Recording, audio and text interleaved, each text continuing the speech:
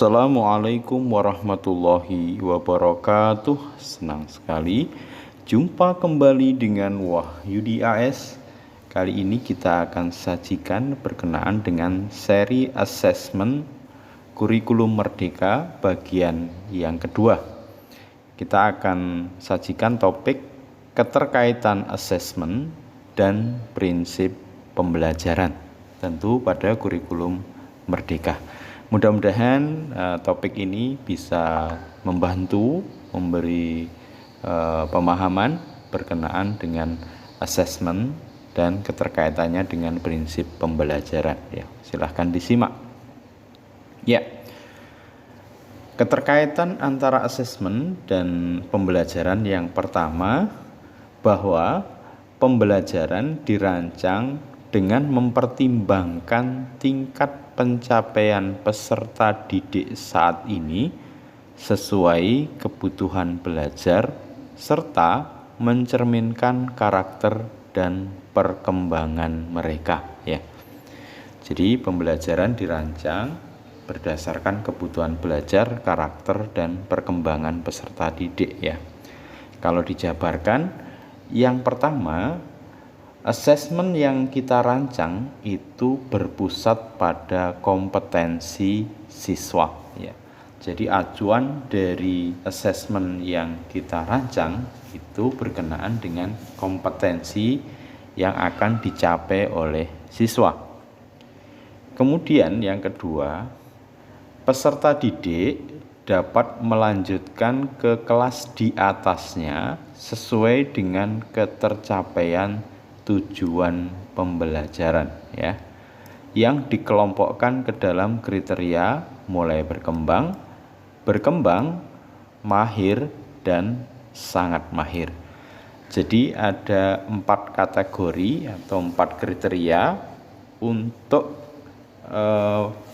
ketercapaian tujuan pembelajaran dari peserta didik, ya, yaitu mulai berkembang, mahir, dan sangat mahir. Kemudian peserta didik diberi intervensi sesuai dengan tingkat kompetensinya. Jadi di sini ada pendekatan yang sifatnya individual, ya.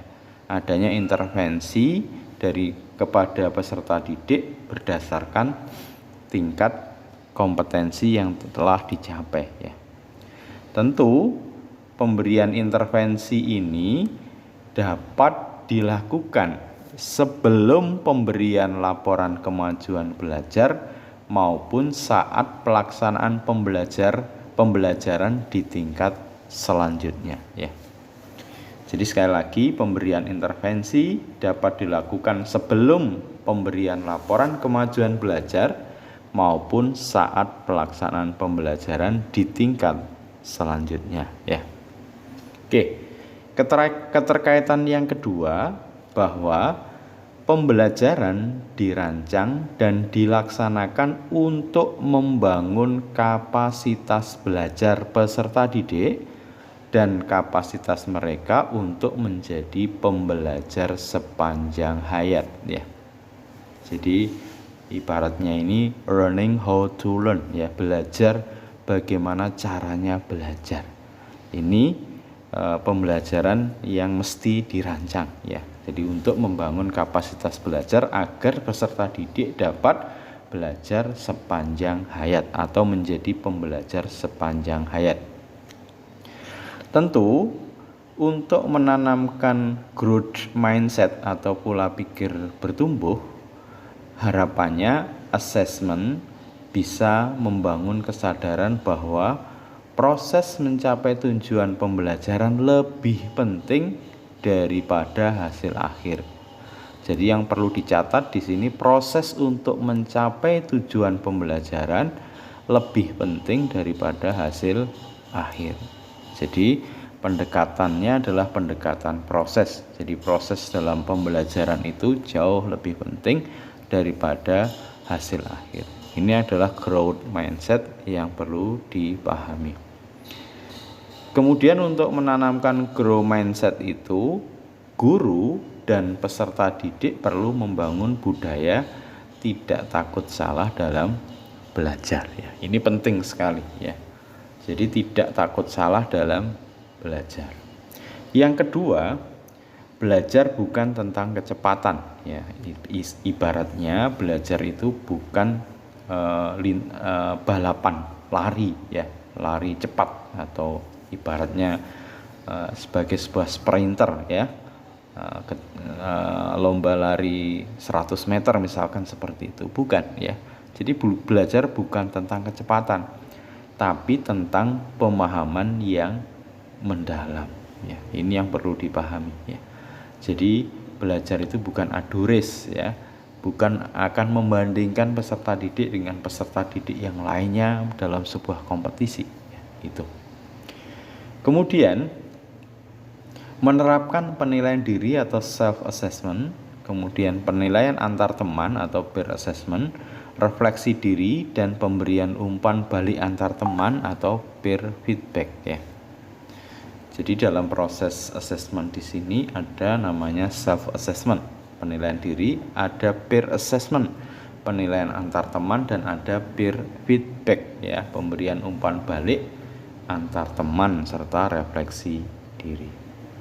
Kemudian grow mindset tadi juga yang keempat, pemberian umpan balik dari guru kepada peserta didik yang dilakukan dengan mendeskripsikan usaha terbaik ya. Jadi sekali lagi, usaha terbaik untuk menstimulasi pola pikir bertumbuh dan memotivasi peserta didik. Ini catatan yang penting buat guru ya.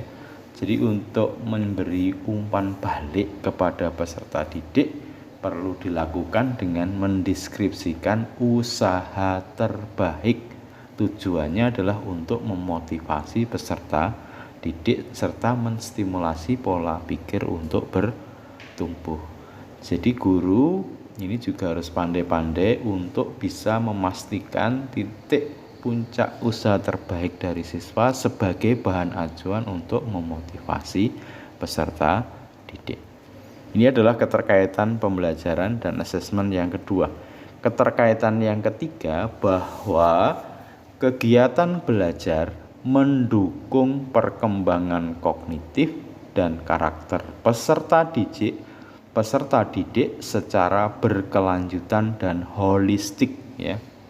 Jadi kegiatan belajar mendukung perkembangan kognitif dan karakter peserta didik secara berkelanjutan dan holistik. Kalau kita jabarkan di sini, yang pertama, assessment sebagai bagian dari pembelajaran mencakup kompetensi pada ranah sikap, pengetahuan, dan keterampilan yang saling terkait. Jadi assessment itu utuh ya, pada ranah sikap, pengetahuan, dan keterampilan. Kemudian tentu menerapkan nilai-nilai yang sesuai untuk mengembangkan karakter dan kompetensi yang terkandung dalam profil pelajar Pancasila ya. Ini yang perlu dipastikan ya. Jadi menerapkan nilai-nilai sesuai untuk mengembangkan karakter dan kompetensi yang terkandung dalam profil pelajar Pancasila. Kemudian sequence atau urutan pembelajaran yang logis dan relevan dengan tingkat kesulitan sesuai dengan peserta didik. Nah, ini perlu kejelian ya dari seorang guru dalam membuat alur pembelajaran atau urutan pembelajaran harus logis dan relevan, menyesuaikan dengan tingkat kesulitan sesuai dengan apa yang ada di peserta didik kita. Terakhir, perlu sekali menstimulasi kemampuan high order thinking ya, atau berpikir tahap tinggi.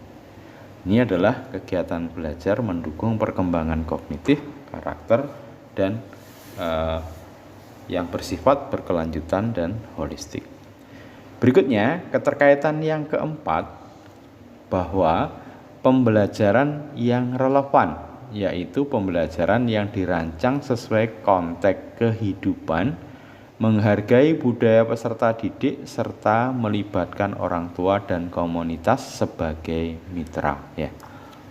Nah, tentu pembelajaran yang kita kembangkan ini harus relevan ya. Relevan terhadap apa?